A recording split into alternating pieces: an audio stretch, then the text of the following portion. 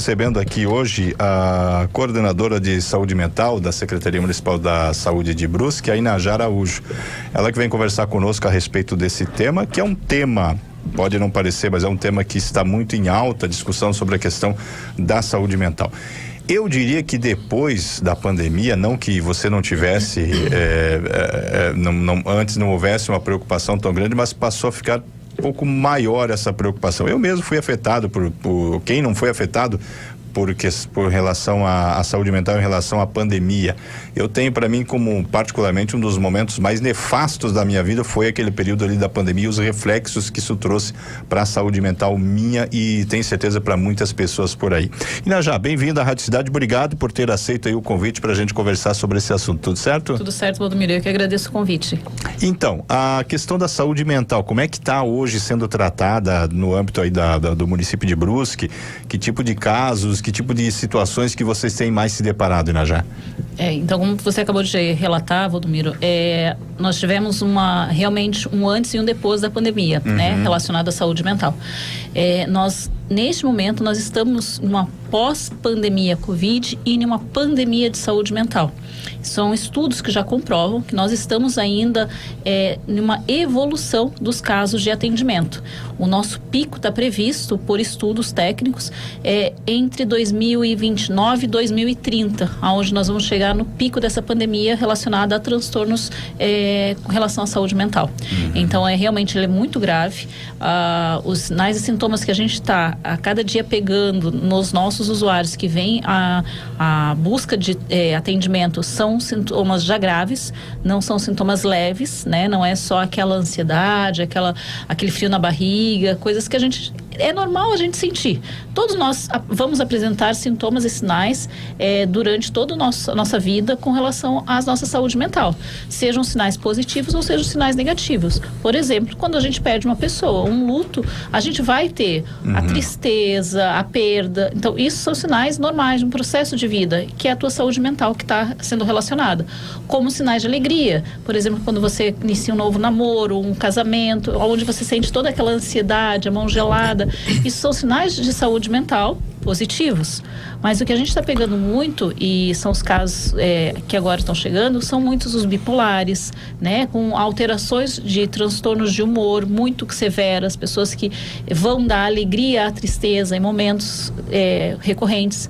Ansiedade em alto grau, generalizada, que a gente chama, né, os transtornos de ansiedade, transtorno de humor, principalmente as depressões, né, e daí isso num nível mais grave porque está atingindo a faixa etária do público jovem, né. Ainda essa semana eu estive junto do Conjuve, que é o Conselho da Juventude, trazendo os dados, e eles até ficaram bastante preocupados assim com o aumento significativo que nós tivemos de população jovem apresentando transtornos de humor graves. Quando você fala jovem, está na faixa etária o quê? Entre 13 anos a 29 anos. Que é um público que impactou muito essas dificuldades que tiveram pós-pandemia, porque eram muito jovens quando a pandemia surgiu. Sim. E o desenvolvimento da vida deles foi muito afetada, porque eles não conseguiram fazer a evolução, o processo natural que todos nós realizamos, né? De integração, de socialização junto aos seus pares. Eles passaram por esses momentos na vida deles sem esse suporte. Então, isso afetou muito grave. Então eles chegam pra gente num nível mais de piora desses sintomas, né? E onde a gente tem que agir com maior rapidez. Hoje nos serviços de saúde mental do município nós contamos com 5 serviços. A gente está habilitando, credenciando agora mais um serviço relacionado também a essa temática, né? Então nós temos 3 CAPs que atendem as pessoas com situações de gravidade. Eu sempre falo assim, quando você chega num hospital, você pode ir ou para um quarto, né, no leito, ou você pode ir para UTI. Sim. Nós somos a UTI da saúde mental. Os CAPs são sempre a UTI. Quando você pensar em paciente grave, ele tem que estar num CAPs quando a gente fala em saúde mental. Depois dos CAPs, nós temos o ambulatório de saúde mental, que atende os casos moderados, aqueles pacientes que até apresentam alguma alteração, mas que pela decorrência da vida, precisam de um atendimento com horário marcado. Eu trabalho, mas eu estou passando por esse momento, eu preciso de suporte. Então, é no ambulatório. E nós temos também o CRESE, que é uma equipe ambulatorial, mas que atende só crianças. Eles atendem as crianças na faixa etária de 3 a 11 anos com transtorno de neurodesenvolvimento, que hoje são os TEAs, os autistas, né? A gente também tem as crianças com TDAH, as crianças com transtorno de opositor desafiador e outras questões, por exemplo, depressão, porque tem criança com depressão sim, tem criança com ansiedade sim, e essa equipe atende a essa demanda.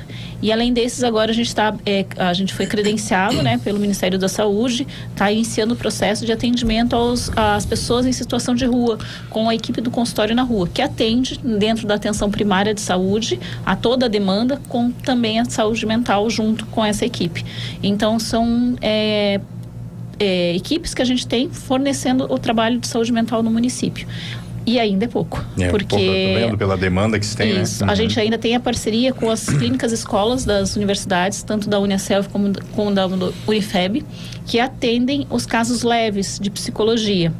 Então, aquela pessoa que eu acho que eu estou começando a ter uns sintomas, né? Eles procuram a unidade de saúde e a unidade de saúde, olha, seria interessante você buscar um apoio psicológico. E a pessoa não está em um grau de sofrimento ainda, mas a clínica pode ser uma orientação dada pelo profissional para a gente poder acompanhar. Então, a gente fala, a gente orienta, procure a clínica escola, lá é um espaço que também você pode buscar. Porque a gente sabe que a gente tem uma fila de espera, às vezes nos casos moderados, né? Como tudo, né? Na rede pública, a gente tem algumas pessoas em espera. Oi, Najá, boa tarde, tudo bem? Tarde, seja bem-vinda. Obrigada. Você acha que o uso excessivo das redes sociais tem contribuído para esse distúrbio mental, digamos assim, principalmente de jovens e adolescentes? Eu falo que as redes sociais, elas têm sempre ponto positivo e ponto negativo, né? A gente tem como utilizar a rede social de maneiras propositivas e boas. Formação de vínculos, realizações de trabalhos e tudo mais.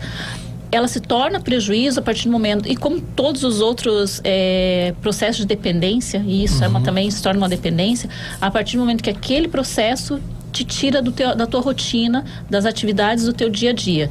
Então, a pessoa que passa mais tempo utilizando a rede social do que vivendo, do que saindo de casa, tendo relacionamento com seus parentes, relacionamento com seus amigos, faltando a escola, faltando a trabalho, aí já se torna um transtorno mental e ali precisa de ação. Teve uma piora? Teve, porque a gente viveu uma época pandêmica através das redes sociais, né?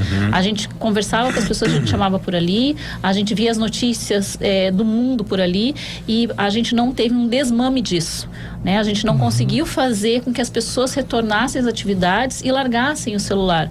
E isso a gente trabalha muito dentro dos serviços CAPS. Quando a gente traz a pessoa para o tratamento e a gente fala para ela, olha, você vai vir todos os dias, você vai ter atividades para fazer aqui.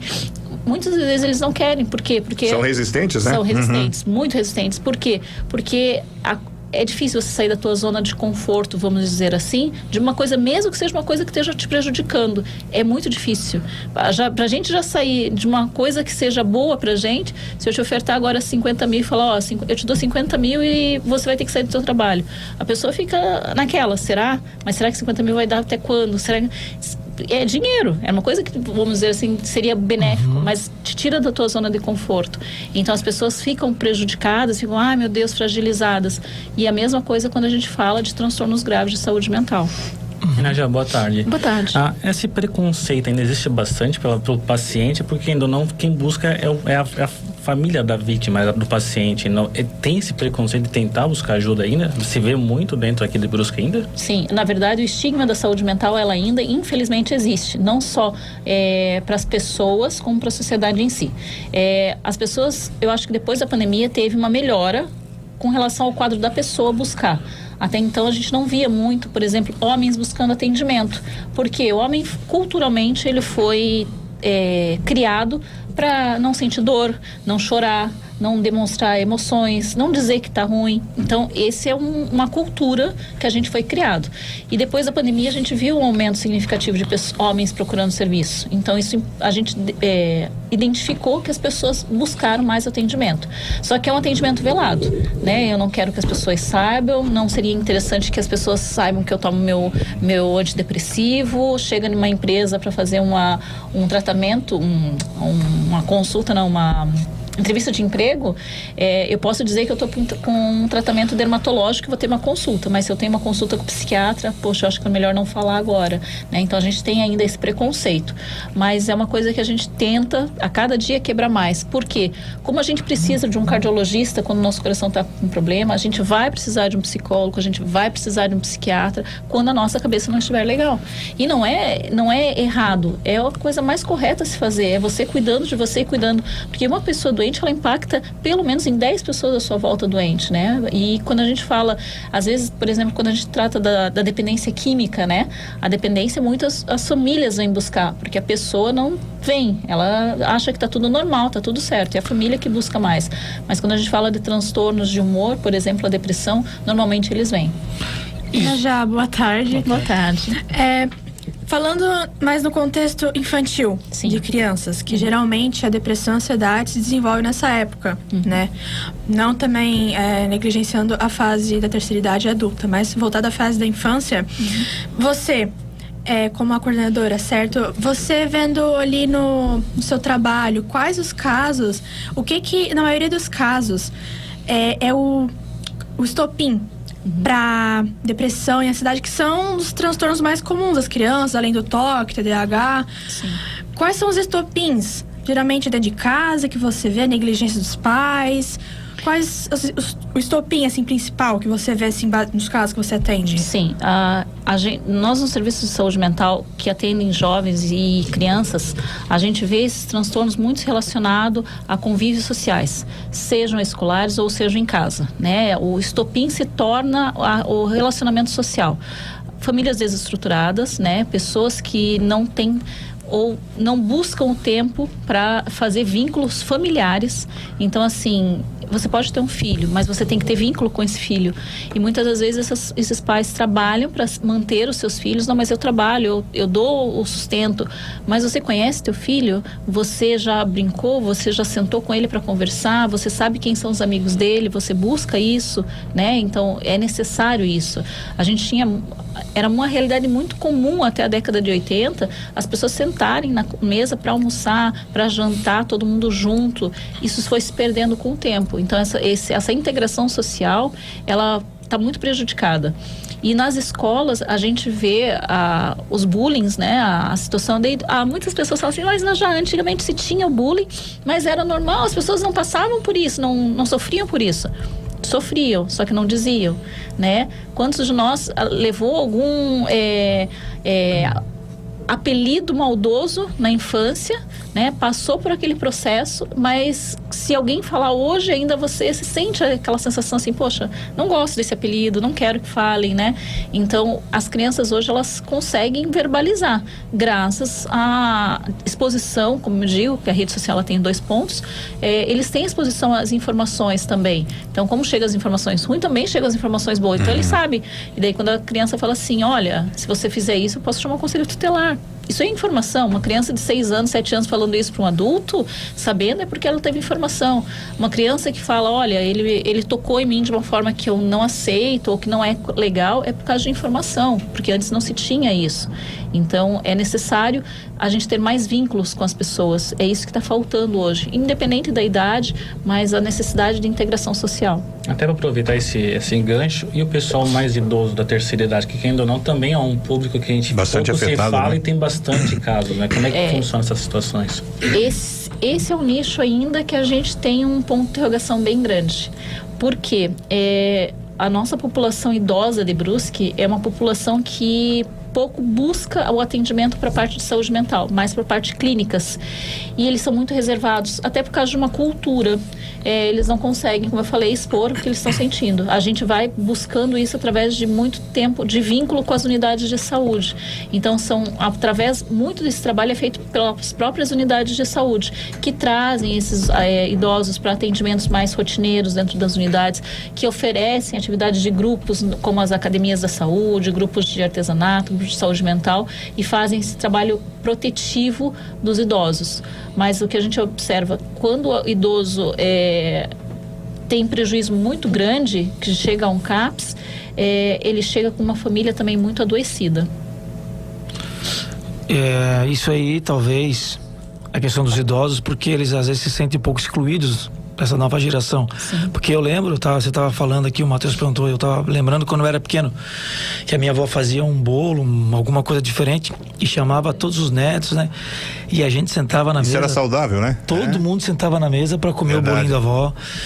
E às vezes aí vinha a mãe, vinha o pai. Então, pode perceber que as casas de antigamente, elas tinham as mesas grandes, bastante cadeira. Hoje, se você for ver o projeto de um novo apartamento, é tudo aquele mais... Clean. Mais clean, mais assim, para 2 pessoas, ter ali rapidinho a sua refeição e já sair pro trabalho, ou porque vai pra faculdade, pra escola. Então a gente vê que a própria sociedade, ela tá... desconstruindo aquilo que era saudável antigamente, que eu tenho a minha lembrança, né? Eu não sou tão novo e também não sou tão velho.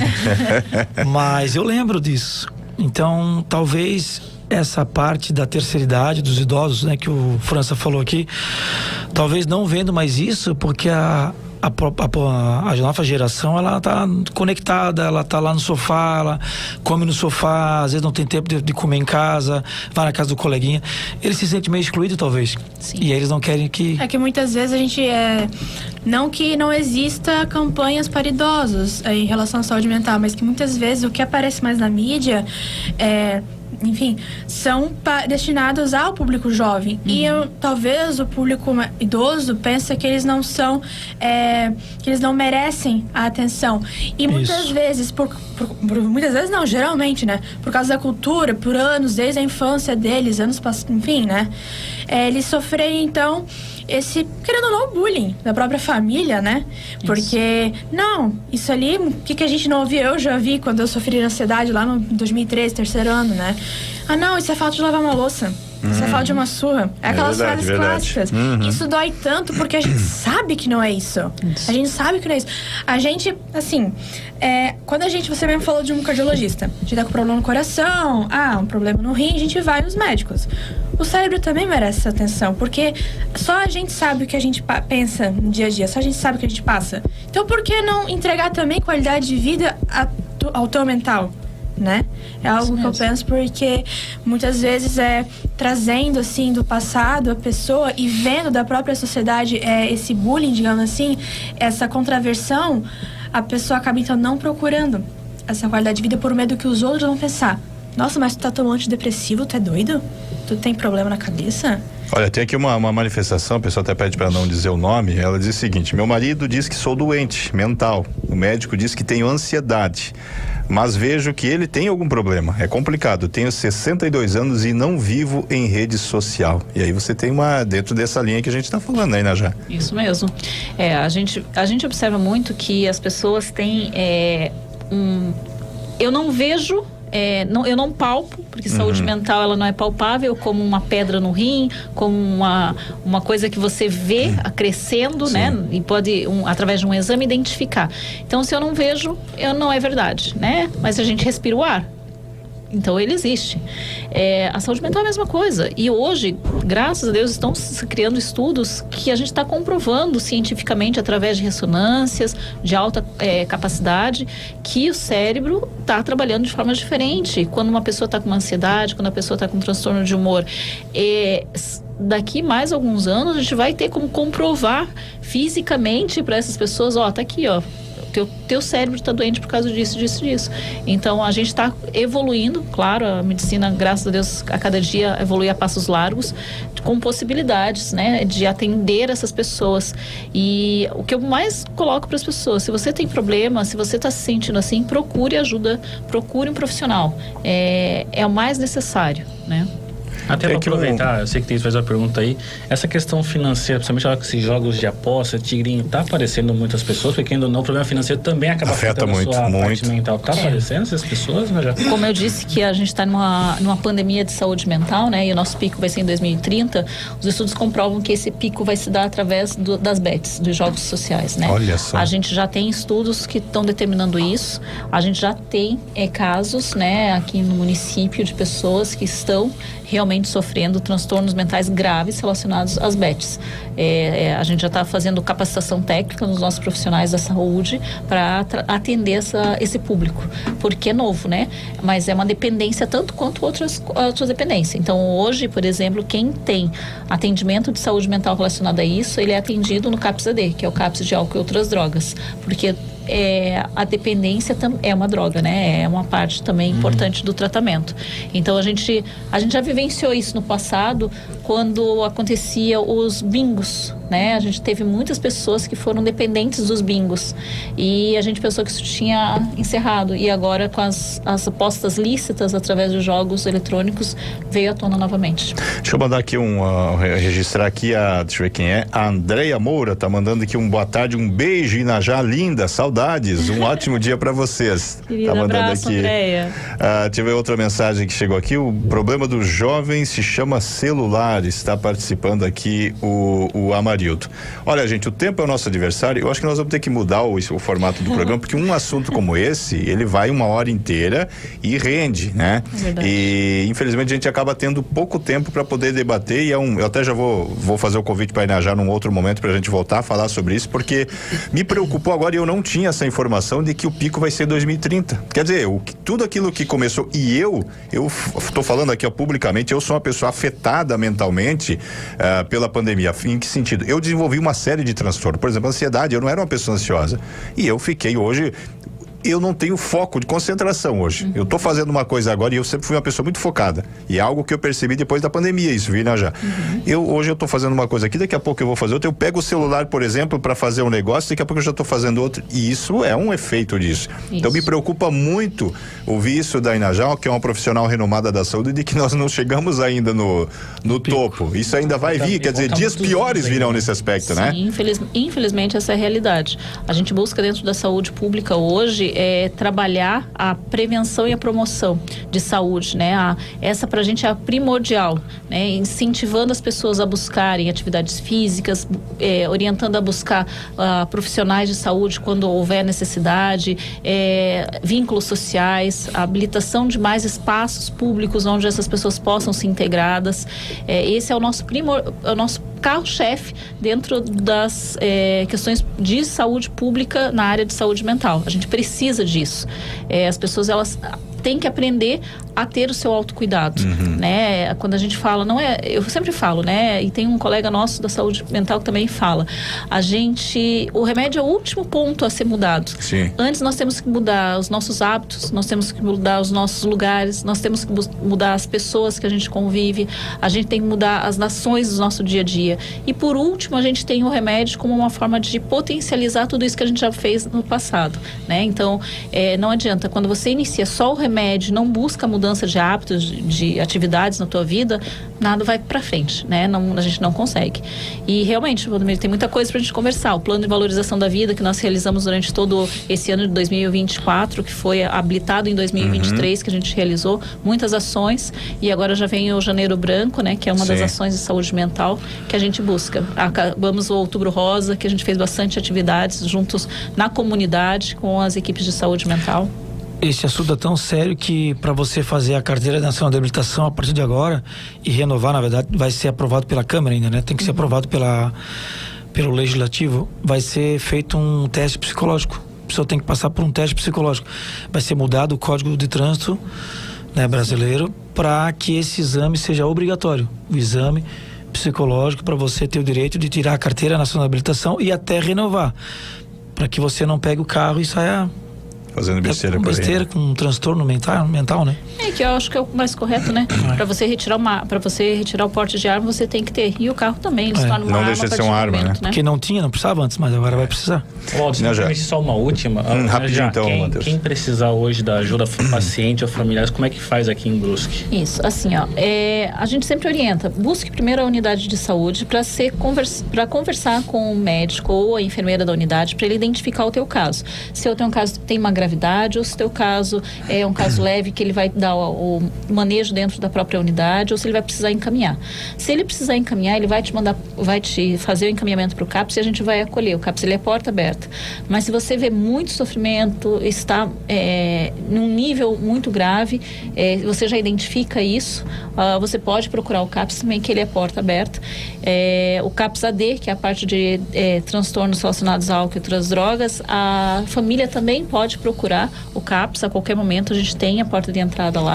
E a gente também tem 4 leitos de internação no Hospital Azambuja, que são credenciados pelo Ministério. Então, as situações em que tenha risco de vida, de urgência e emergência, a rede de SAMU encaminha também para o Hospital Azambuja. Casos de surtos e tudo mais, né? Perfeito, né, já? Muito obrigado. Eu é que agradeço, Valdomiro, estou sempre à disposição. Agradeço em nome da secretária Thaís Rosa a disponibilidade para estar aqui hoje. Perfeito, então essa é a Inajá Araújo, que é a coordenadora de saúde mental da Secretaria Municipal de Saúde, vai voltar outras vezes aqui, porque o tema rende, realmente tem muita coisa que a gente precisa discutir e é um assunto bastante sério, extremamente sério, relacionado aí à saúde mental.